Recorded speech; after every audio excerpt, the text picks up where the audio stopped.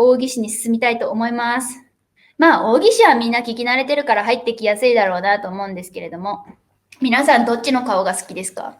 まあ、商用の顔はちょっと薄いくて分かりづらいですけどね。全部どっちも一緒に見えますね。大義士ってイケメンですよね。中国の絵ってでも全部こんな感じだからどこまで似てんのか分かんないですよね。今からお話ししていくのは左側の人物ですからね。秦の時代の大義士。もしかして多分オンラインスクール生の中には初心者もいらっしゃるので、大義士っていうの自体もう誰みたいな、そんな感じの人もきっといらっしゃると思うんですよ。全然いいですよ、それでも。もう誰だよって思っててください。このおじさんは、みたいな。最初はそんな感じで入りで大丈夫ですからね。やっぱスタバのコーヒー美味しい。なんかスタバのアイスコーヒーなんか自分の家で作るアイスコーヒーより全然100倍ぐらい美味しいな。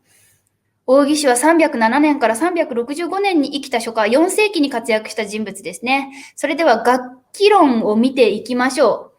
まあ、いつもみんな取り組んでる古典でもあるので、一次書とか二次書とかでやってらっしゃるので、もう説明しなくてもわかると思うんですけれども、これ、小筆で書いた祭事の楷書のこと紹介っていうふうに言うんですけど、これが今みんなに臨書してもらってる楽器論ですね。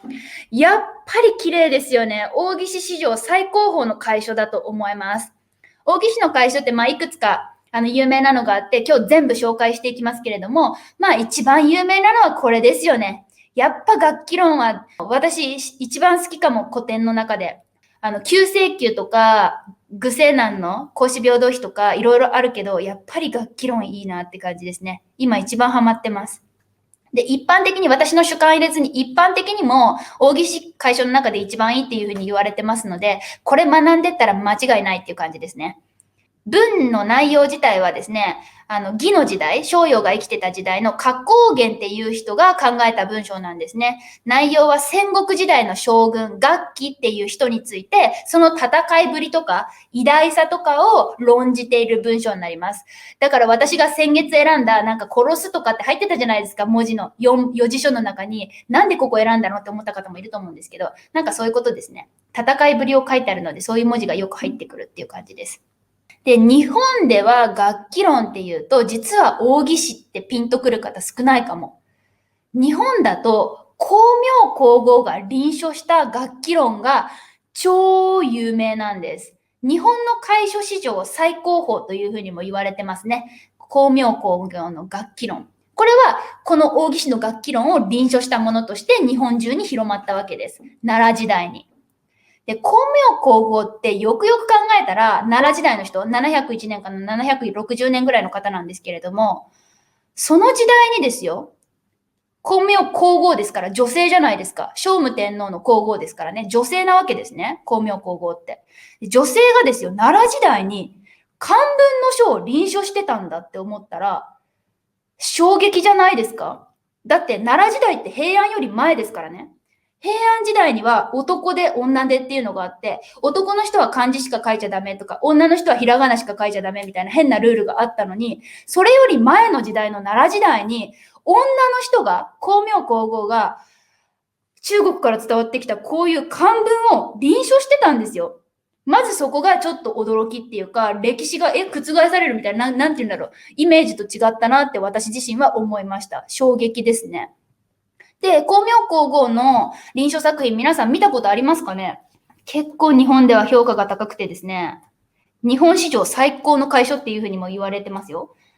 ごめんなさい。ちょっと本ですいません。こんな感じ。光明皇后の楽器論って。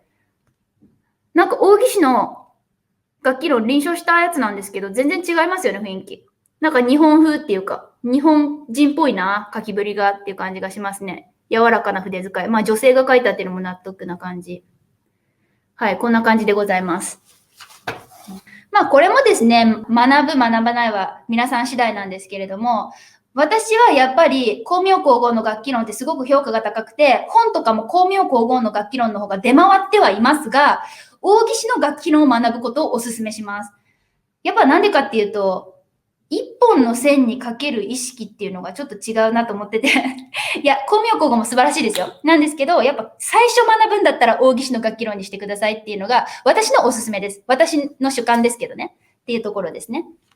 で、大義士の楽器論なんですが、貯水量って、この前、橋本さんもシェアしてくださった漫画、皆さん読みました？貯水量についての漫画。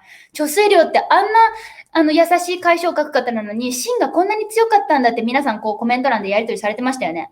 その貯水量の鑑定眼ってめっちゃすごい目利きがすごかったんですよ。だから大岸の書を本物かどうか見極めるのにすごく目が利いた人、それが貯水量なんですけど、あの貯水量の鑑定を得て、この書は大岸の書で間違いないですよっていうふうに唐の時代に認められて、で、この字が聖書の最高峰とされたんです。中国で。中国において最高峰の解書がこれだっていうふうに貯水量がもう定めたと言ってもいいでしょうね。皆さん、貯水量は、橋本さんの漫画を読めばどんな人物かすぐわかりますし、あと、元東小教授っていう古典がものすごく有名なので、やってもいいかなと思いますね。あとですね、大宗、皆さん覚えてます？唐の時代の大宗皇帝いましたよね。大宗。知らなくてもいいです。初めて知ったでも大丈夫なんですけど、大宗皇帝がですね、蘭亭序、大岸が書いた行書の最高峰、蘭亭序と同じくらい最も大切にした書籍で、だからお墓に持ってっちゃったんですけどね。だから私たちは本物見ることはできなくなっちゃったんですけれども、大宗はこの古典をめちゃめちゃ愛したそうです。で、私のこの古典がすごいなって思うのは、いつもみんなに言ってますけど、すごい伸びやか。あとはやっぱダントツ整ってますし、上品で美しいですよね。